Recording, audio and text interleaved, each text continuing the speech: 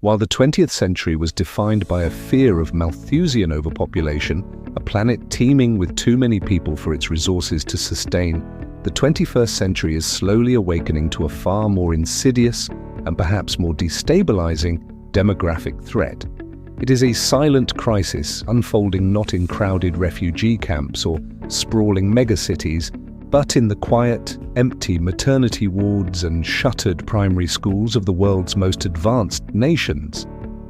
This is the crisis of population collapse, a demographic implosion that threatens to cripple economies, erase cultures, and fundamentally remap the global balance of power.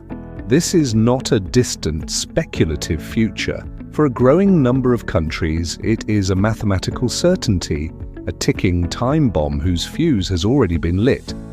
The engine of this crisis is a simple, unforgiving number, 2.1. This figure represents the replacement rate fertility, the average number of children each woman must have for a population to remain stable from one generation to the next, accounting for infant mortality and those who do not have children. For decades, this number has been breached across the developed world. What began as a gentle dip has, in many nations, become a free fall. This is not merely a matter of smaller family sizes, it is a profound societal shift with seismic consequences. When a country's fertility rate falls significantly below 2.1 for a sustained period, it enters a dangerous feedback loop often termed the demographic death spiral. A shrinking cohort of young people means a smaller future workforce. A smaller workforce generates less economic growth and contributes fewer tax revenues. This, in turn, places unbearable strain on social safety nets, particularly state-funded pension and healthcare systems, which were designed for a world with a large base of young workers supporting a smaller group of retirees. As the elderly population balloons and the youth cohort dwindles, these systems begin to buckle. The economic stagnation and rising tax burdens that result make it even more financially and psychologically difficult for the remaining young people to start families, further depressing the birth rate and accelerating the spiral. This article provides an in-depth exploration of this unfolding global crisis. We will move beyond the headlines to conduct a detailed analysis of the 15 countries where this demographic time bomb is ticking the loudest. We will journey through the aging heartlands of Europe, the post-Soviet states scarred by mass emigration, and the hyper-developed epicenters of East Asia, where fertility rates have fallen to levels once thought impossible. For each nation, we will dissect the unique confluence of deep-seated cultural norms, economic pressures, and political decisions that have led them to this precipice. Finally, we will examine the global implications of a shrinking world and the desperate search for solutions, from pro-natalist policies and mass immigration to a future reliant on robotics and artificial intelligence. This is the story of the Great Emptying, a quiet cataclysm that will define the coming century. Part 1. The European Malaise. An old continent's quiet fade. Europe, the cradle of Western civilization and the crucible of the Industrial Revolution, is now the global laboratory for demographic decline. Across the continent, from the Mediterranean shores to the northern plains, birth rates have been stubbornly low for decades. This demographic malaise is the result of a complex cocktail of economic stagnation, profound cultural shifts, and the lingering scars of financial crises. The nations of Europe are not just getting older, they are fundamentally shrinking, raising profound questions about the future of their economies, their welfare states, and their very cultural identity. 1. Italy, the elegance of extinction. Fertility rate, Mashtuulzwang 24. The sobering statistic, Italy's population is projected to shrink by nearly 20%, from 59 million to 48 million by 2070. In 2023, the country recorded more deaths than births for the 15th consecutive year, a gap so wide that it has been termed a demographic winter. For a country celebrated for its emphasis on La Familia, the family, Italy's demographic collapse is a stark paradox. The nation is a case study in how economic malaise can extinguish fertility. Decades of near-zero economic growth, political instability, and a rigid labor market have created a deeply pessimistic environment for young people. Youth unemployment has been chronically high, often exceeding 30%, leading to a generation of adults trapped in a state of prolonged adolescence, financially unable to leave their parental homes, let alone start families of their own. The cultural phenomenon of mamoni, adult men, often in their 30s, still living with their mothers, is not simply a stereotype but a rational response to economic precarity. The cost of raising a child is prohibitively high, and state support for families, particularly for childcare, has historically been among the lowest in Western Europe. This has placed an enormous burden on women, who are often forced to choose between a career and motherhood. The result is a nation that is rapidly aging and emptying out. The government has begun to sound the alarm, with ministers warning that without a reversal, Italians could become a minority in their own country. Small towns from Sicily to Piedmont are now famously selling homes for €1 in a desperate bid to attract new residents, a poignant symbol of a nation hollowing out from within. 2. Spain, sunshine and silver-haired stagnation. Fertility rate, +1 by 19, the sobering statistic. Spain is projected to have one of the oldest populations in the world by 2050, with an estimated 35% of its citizens over the age of 65. The nation's birth rate is now the second lowest in the European Union. Like its Mediterranean neighbor, Spain's demographic story is one of rapid economic transformation, followed by a prolonged hangover. The economic boom of the late 1990s and early 2000s, fueled by construction and tourism, attracted millions of immigrants. However, the devastating 2008 financial crisis brought this to a screeching halt. The construction bubble burst, and unemployment skyrocketed, particularly among the youth, peaking at over 55%.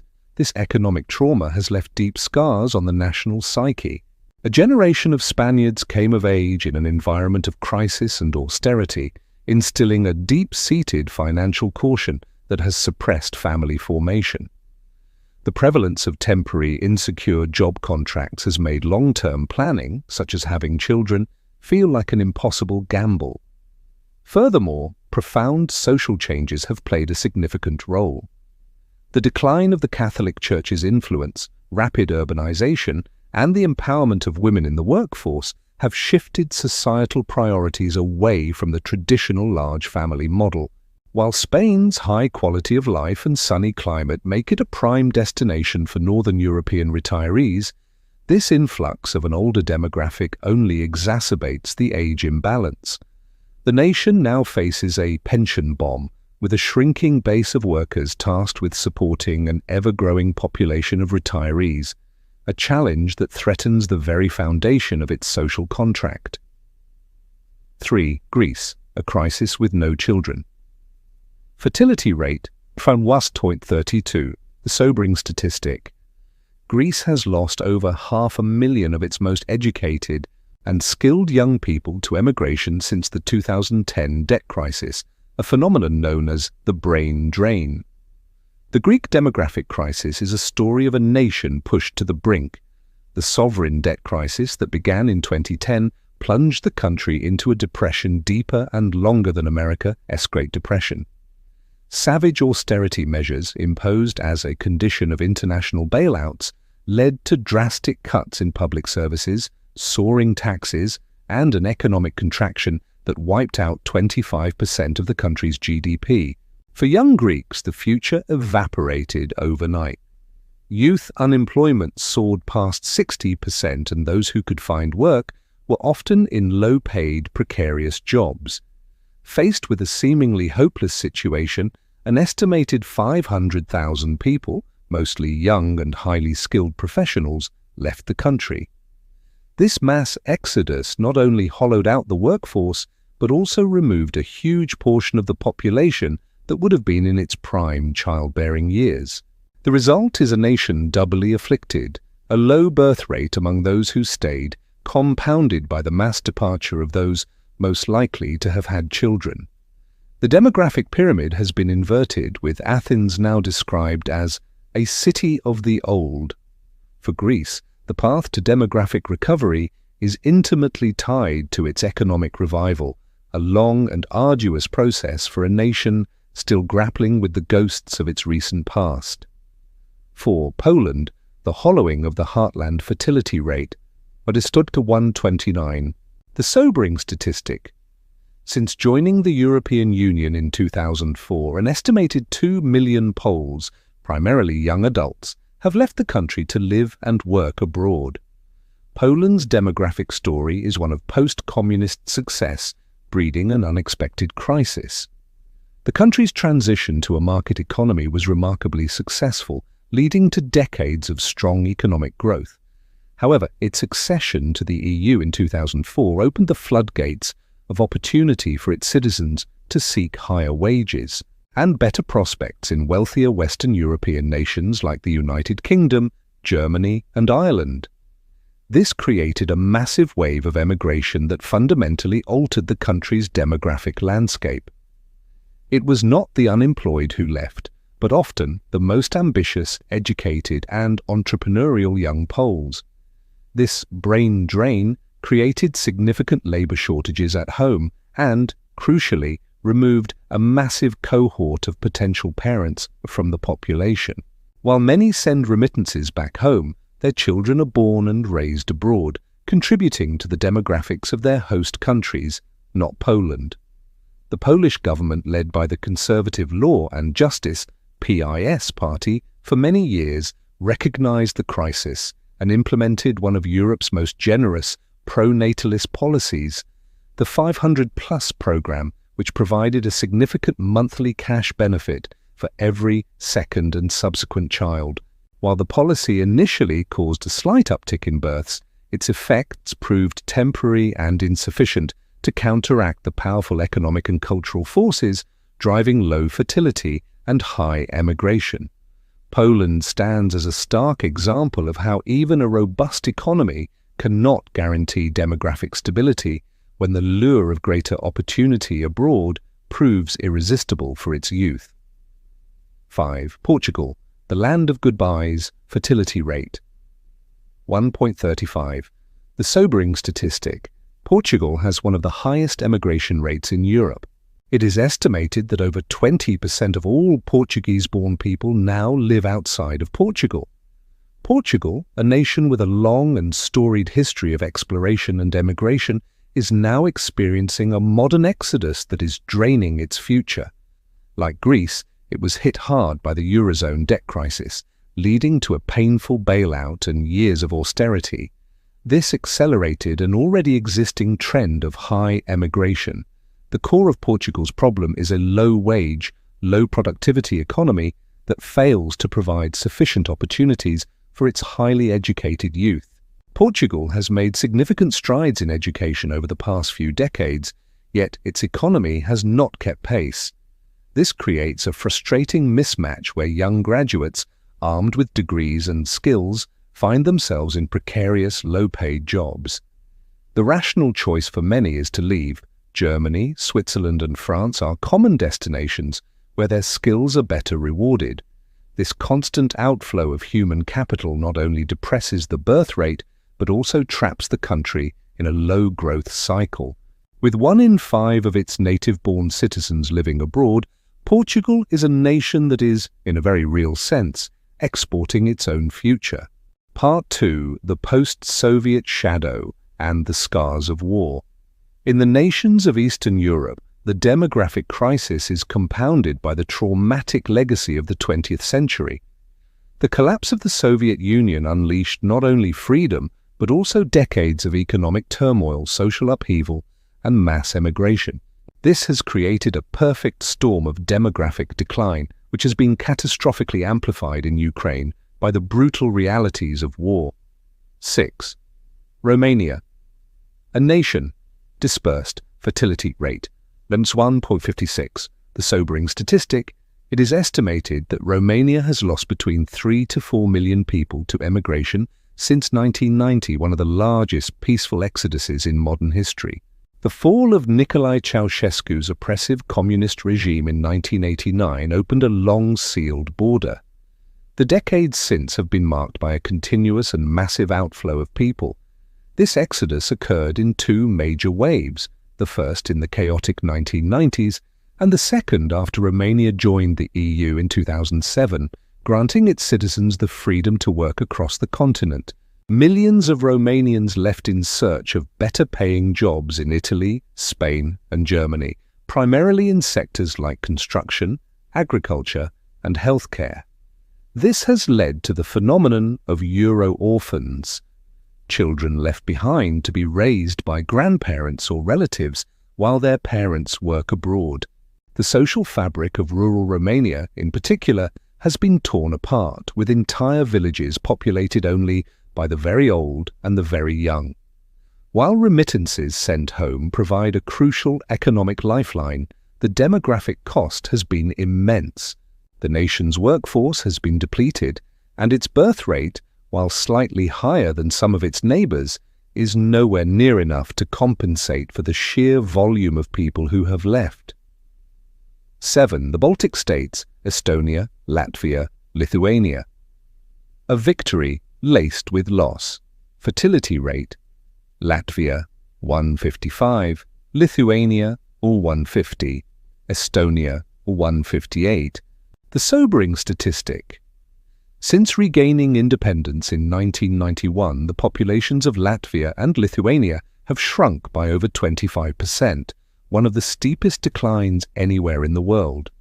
For the Baltic states, regaining sovereignty after 50 years of Soviet occupation was a moment of profound triumph. However, the subsequent decades have been a story of demographic bleeding. The difficult economic transition of the 1990s and their accession to the EU in 2004 triggered a mass emigration of young people, similar to the pattern seen in Poland and Romania. These are small nations to begin with, so the loss of hundreds of thousands of their brightest and most energetic citizens has had an outsized impact. The demographic profile left behind is heavily skewed towards the elderly. While these countries have become remarkable success stories in terms of technological innovation, especially Estonia, the E-nation, and economic reform, their long-term viability is threatened by this demographic hollowing out. They exist in a precarious geopolitical position bordering Russia, and a shrinking population is not just an economic concern, but a national security one. They are now desperately trying to lure back members of their diaspora, but reversing such a profound demographic trend is a monumental task. 8. Ukraine. Demography as a casualty of war. Fertility rate, pre-invasion 1.2, post-invasion estimates 0.7 or lower. The sobering statistic, the 2022 full-scale Russian invasion has created the largest refugee crisis in Europe since World War II, with over 6 million Ukrainians fleeing the country. This is on top of millions more who are internally displaced. Ukraine represents the most catastrophic and tragic case of demographic collapse in the modern world. Even before the 2022 invasion, the country was already facing a severe demographic crisis. It had one of the world's lowest fertility rates and had lost millions of people to labor migration to Poland and Russia. Decades of economic instability and corruption had already set the nation on a path of steep decline. The war has turned a crisis into a catastrophe. The human cost is staggering: hundreds of thousands of soldiers killed or wounded, and tens of thousands of civilian casualties. The refugee wave consists overwhelmingly of women and children, fundamentally unbalancing the country's gender and age structure. The men who have stayed are on the front lines, and the women and children who have left may never return, establishing new lives in their host countries. The birth rate within Ukraine has plummeted to what are likely the lowest levels ever recorded in a modern state. The destruction of infrastructure, the collapse of the economy, and the immense psychological trauma of the war make family formation an afterthought. Even if the war were to end tomorrow, Ukraine would face a demographic hole so deep that it would take generations to recover, if ever. The nation is fighting not just for its territory, but for its very existence as a people. Part 3. The East Asian Epicenter. The price of progress. Nowhere is the demographic crisis more acute and the fertility rates more shockingly low than in East Asia.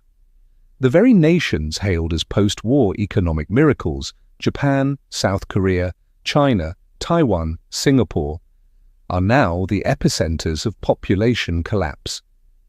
The same cultural traits and societal pressures that fueled their rapid rise, intense work ethics, an obsessive focus on education, and strong patriarchal norms have now combined to create a toxic brew that is extinguishing their future generations. 9. Japan, the patient zero of modern decline. Fertility rate, BUB 1.26, the sobering statistic. In 2023, for the first time, the number of Japanese citizens declined in all 47 prefectures. The country now sells more adult diapers than infant diapers, a grim but telling indicator of its super-aged society. Japan is the canary in the coal mine for the developed world. It was the first major industrial nation to experience a prolonged period of ultra-low fertility, and it offers a sobering glimpse into the future that awaits many other countries. The lost decades, economic stagnation that began in the early 1990s, shattered the post-war social contract of lifetime employment and guaranteed prosperity.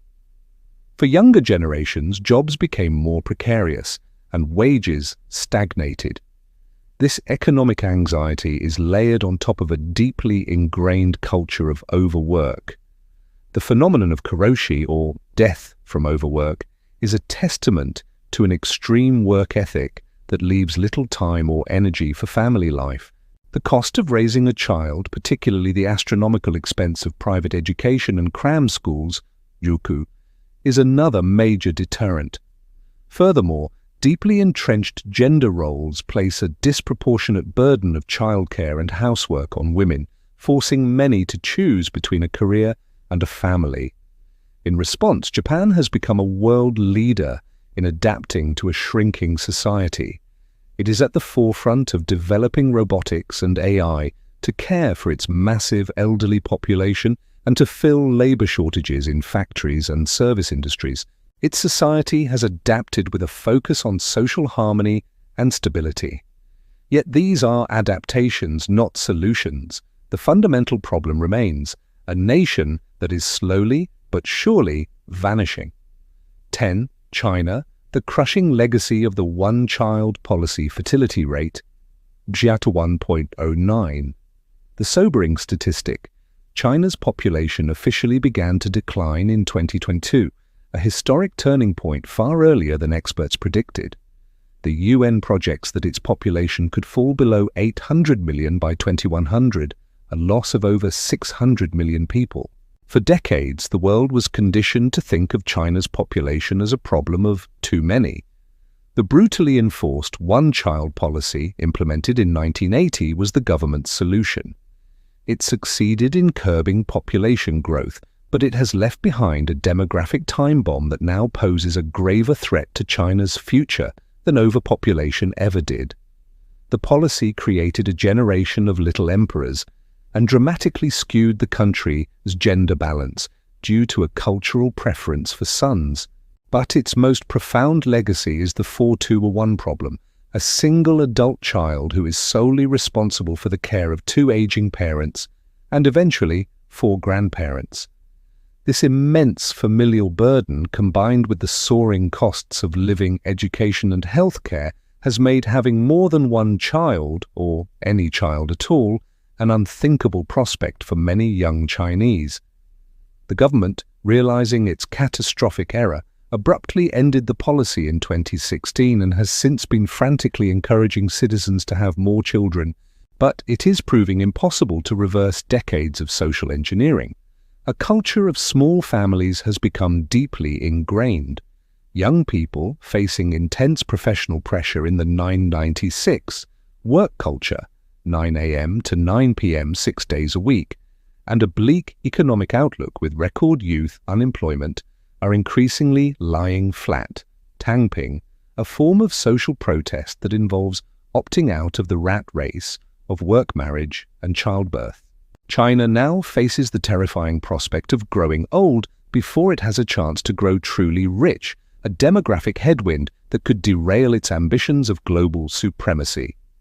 11. Taiwan. Sound 12. Hong Kong. Islands of intense pressure. Fertility rate. Taiwan 0.87. Hong Kong 0.77. The sobering statistic: these two locations consistently vie for the lowest fertility rates on the planet. Taiwan and Hong Kong represent the East Asian model in its most extreme form.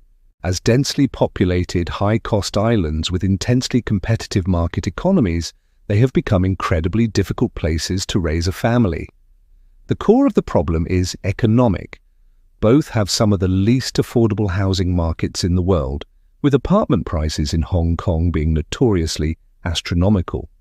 Young couples are often forced to live in minuscule apartments, making the idea of raising children impractical. The pressure to succeed begins in infancy, with a hyper-competitive educational system that demands enormous financial and time investment from parents in cram schools and extracurricular activities. This combination of unaffordable living and the high-pressure tiger mom parenting culture makes childbirth a daunting proposition. For Hong Kong, these pressures have been exacerbated by recent political turmoil and a resulting exodus of young professionals, further clouding the demographic future. 13. Singapore, the paradox of a planned paradise fertility rate. 0.97. The sobering statistic. For the first time in its history, Singapore's fertility rate dropped below 1.0 in 2023, a symbolic milestone for a nation obsessed with planning and long-term stability. Singapore is a paradox. It is one of the world's wealthiest, safest, and most well-managed nations, yet it has failed to solve the fundamental problem of demographic decline. The government, known for its long-range planning, has thrown everything at the problem: generous baby bonuses, paid paternity leave, and housing grants for married couples. Yet the birth rate continues to fall. The reasons are familiar to the region: a high stress, high achievement work culture, and the exorbitant cost of living. But there is also a cultural element. The government's long-standing emphasis on meritocracy and individual achievement has, perhaps unintentionally, fostered a highly individualistic mindset. Young Singaporeans are focused on their careers and personal development, and marriage and children are often postponed or forgone entirely. Singapore has successfully used immigration to plug its demographic gaps and power its economy, but this has created its own social tensions and raised questions about national identity. The nation stands as a powerful testament to the fact that even immense wealth and meticulous government planning may be no match for the powerful cultural and economic forces that discourage procreation in the modern world. 14 and 15. South Korea, the world's lowest birth rate, a nation in peril. Fertility rate, a catastrophic 0.72 as of 2023, and even lower in the capital, Seoul. The sobering statistic: at this rate, the South Korean population is projected to halve by 2100. The nation's active duty military will need to be cut by nearly half by 2040 due to a lack of young recruits. South Korea is not just a case study, it is a global warning. It holds the ignominious title of being the only country in the world with a fertility rate below 1.0 for a sustained period. The reasons for this collapse are a perfect storm of the pressures seen elsewhere in East Asia, amplified to an extreme degree. The societal pressure to succeed is all-consuming. The education system is a brutal gauntlet of cram schools, Hagwons, that children attend late into the night, placing an immense financial and emotional burden on families. The corporate work culture is notoriously punishing, but a key factor unique in its intensity is the profound gender inequality. South Korean women are highly educated, yet they face widespread discrimination in the workplace, a massive gender pay gap, and the crushing expectation that they will abandon their careers upon childbirth to become full-time caregivers. For a generation of empowered young women, this is an unacceptable trade-off. Many are choosing to opt out of marriage and childbirth altogether in a birth strike. The sentiment of hell joseon, the idea that modern Korea is a hopeless, infernal society, is widespread among the youth. Soaring housing prices in Seoul have put home ownership out of reach for most. The government has spent over 200 billion in the last 15 years on pro-natalist policies with virtually no effect. The crisis is now so severe that it threatens national security, with the military unable to find enough conscripts to guard the border with North Korea. South Korea is a nation that pulled itself out of poverty and war to become a global, cultural and technological powerhouse, but in the process, it may have inadvertently sacrificed its own future. Part 4. Global Implications and the Desperate Search for Solutions. The simultaneous aging and shrinking of more than a dozen major economies is an unprecedented event in human history, with profound implications for the global order. As the demographic weight of the world shifts, we are entering uncharted territory. A new geopolitical map. The 21st century will witness a dramatic rebalancing of global power. The demographic decline of traditional powers like Europe, Japan, and eventually China will coincide with a massive youth boom in other parts of the world. Sub-Saharan Africa, in particular, is projected to be the only region with strong population growth through the end of the century.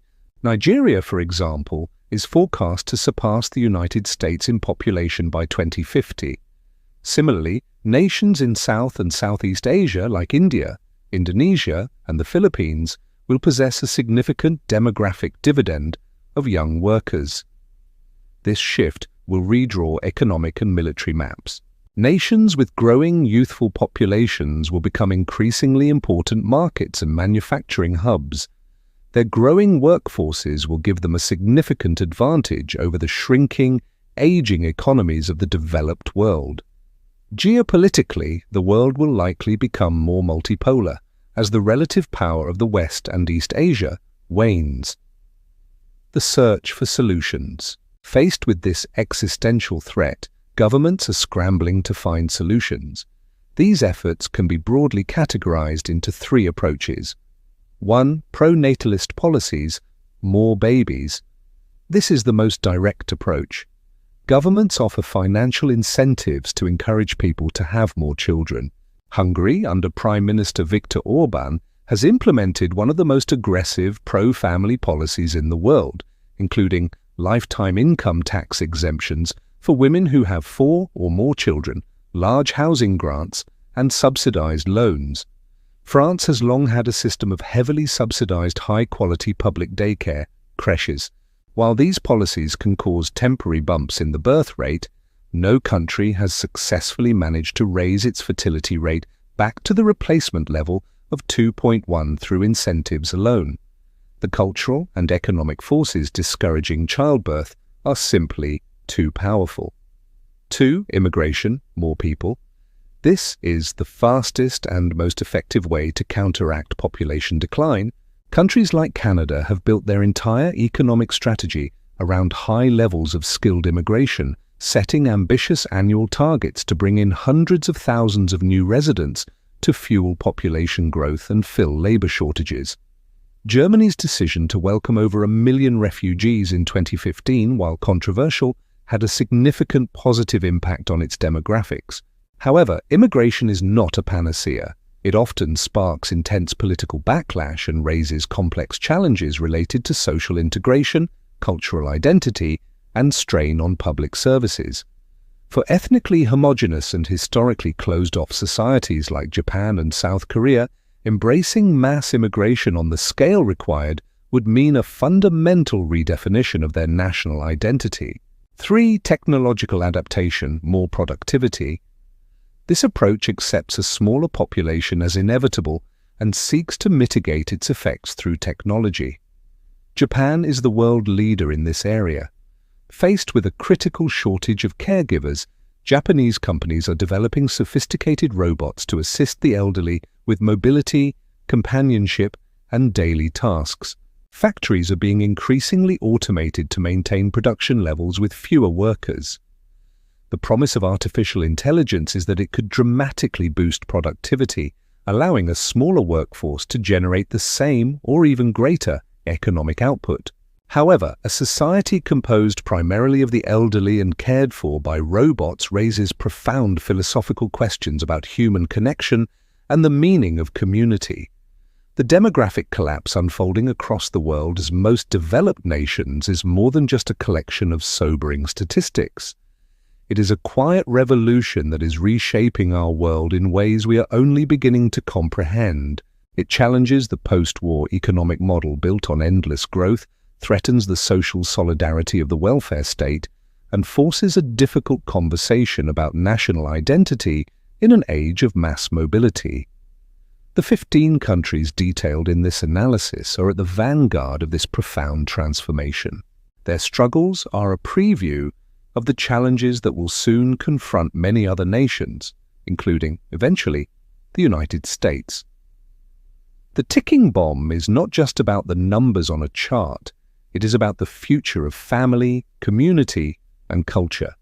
It is about the sound of silence in playgrounds that should be filled with laughter, the sight of empty towns where generations once thrived, and the lonely ache of societies where the number of coffins surpasses the number of cradles.